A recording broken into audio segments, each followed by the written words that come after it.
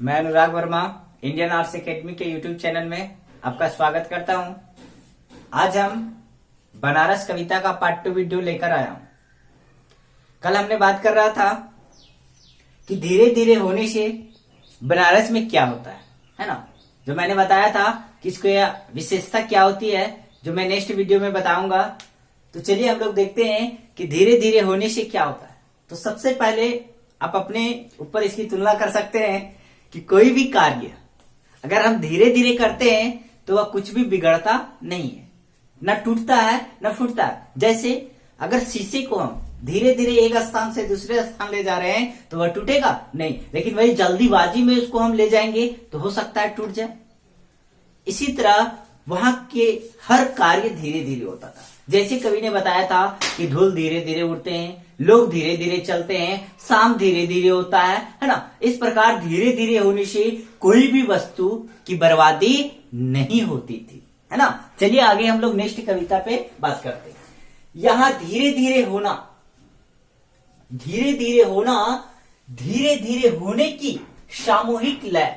सामूहिक लय मतलब समान कह सकते हैं कि यह कार्य कोई धीरे धीरे कोई एक व्यक्ति बनारस में नहीं करता था, बल्कि संपूर्ण बनारस के लोग एक सामूहिक लय में, अर्थात सामूहिक लय वह क्या था, धीरे धीरे कोई भी कार्य करते थे वह धीरे धीरे करते थे।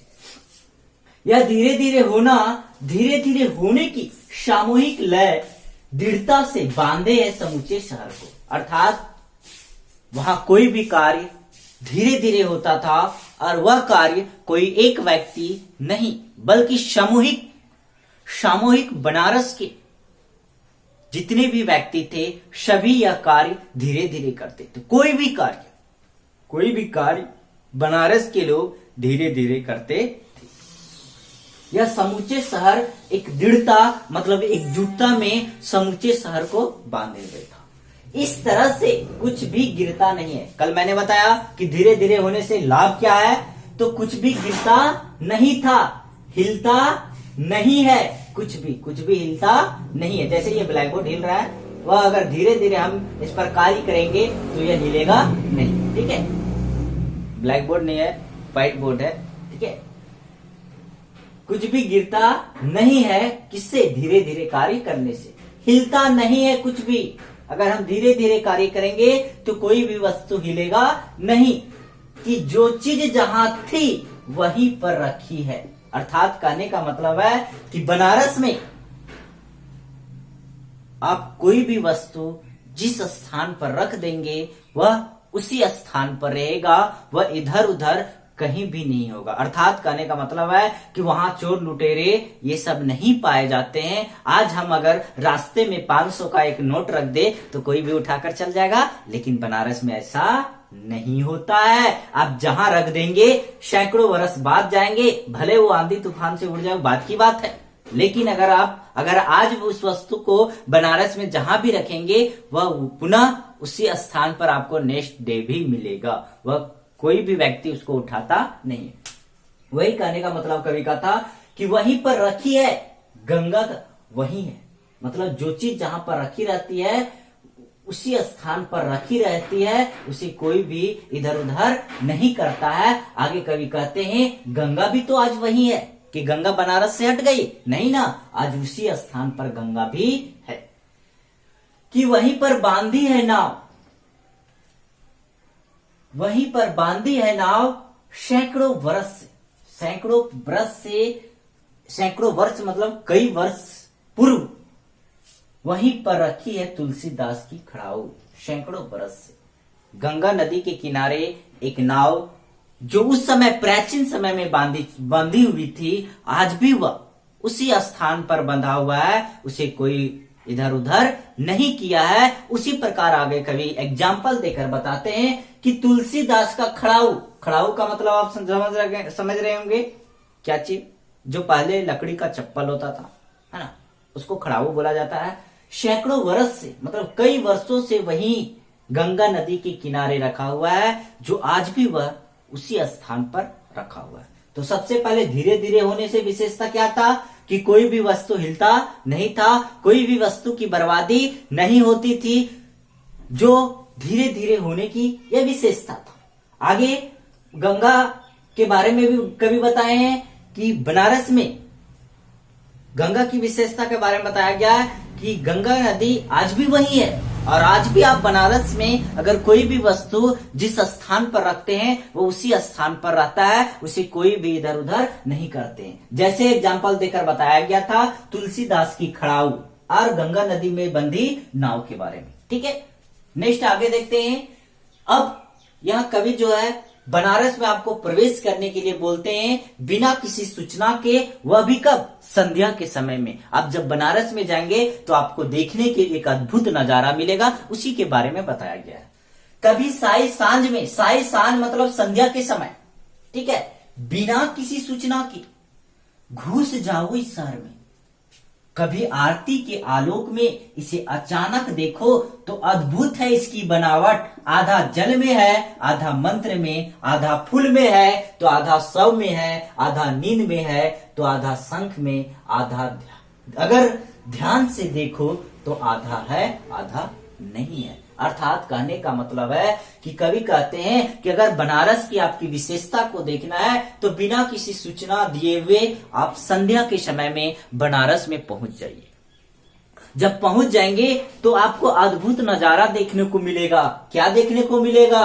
आरती के आलोक। जब आरती वहां बनारस में होता है तो हजारों हजारों दीपक एक साथ जलते हैं, जिससे लगता है कि पूरा बनारस शहर प्रकाशमय हो गया है।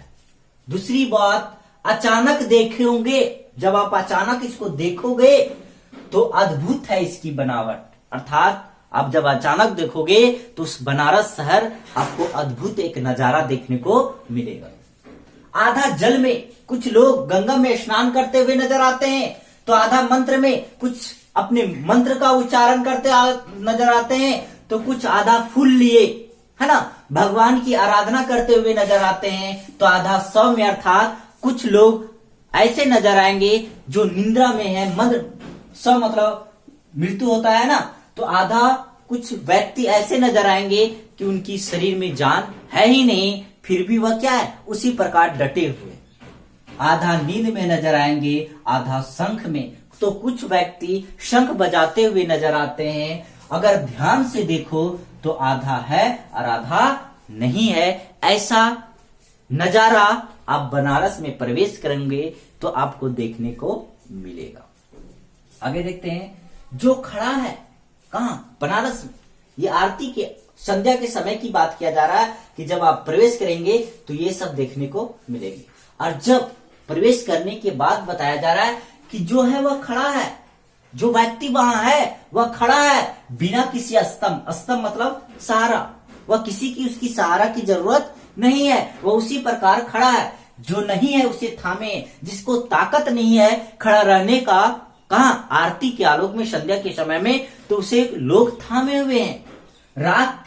राख और रोशनी के ऊंचे ऊंचे स्तंभ। राख, जब अगरबत्तियां या दीपक जलती है तो रोशनियां होती है, और जब अगरबत्ती धूप हवन आदि का कार्य होता है तो काफी राख वहां इकट्ठे हो जाते हैं।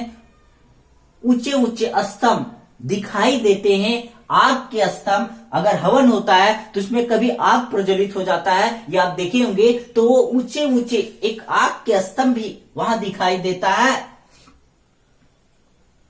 आग जो है वह बिना किसी सहारा का वह प्रज्वलित होते नजर आता है। और पानी के स्तंभ, ऊंचे ऊंचे पानी के स्तंभ धुएं की खुशबू में, धुएं की खुशबू अर्थात अगरबत्तियां वगैरह जलता है तो धुएं की खुशबू भी आपको मिलेगा।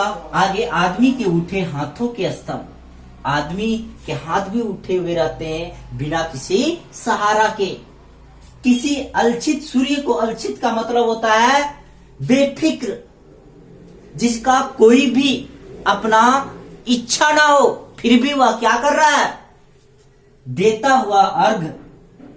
शताब्दियों से इसी तरह गंगा के जल में क्या कर रहा है, सैकड़ों वर्ष से वह एक पांव पे खड़ा है बिना किसी स्तंभ के। और सैकड़ों शताब्दियों वर्ष से वह बिना, उसके अंदर कोई भी इच्छा नहीं है कि मुझे ये मनोकामना पूर्ण हो जाएगी इसलिए कर रहा हूं, ऐसा उसके मन में नहीं है। फिर भी वह सैकड़ों वर्ष से सूर्य को अलचित, मतलब बिना किसी ललसा से वह सूर्य को क्या कर रहा है, अर्घ देता है शताब्दियों वर्ष से गंगा की जल में। गंगा में वह खड़ा है, एक पैर पे खड़ा होकर शताब्दियों, कई वर्षों से वह सूर्य को क्या कर रहा है, अर्घ देने का काम कर रहा है, बिना किसी ललसा से, अर्थात उसका कोई भी उसमें लोभ नहीं है।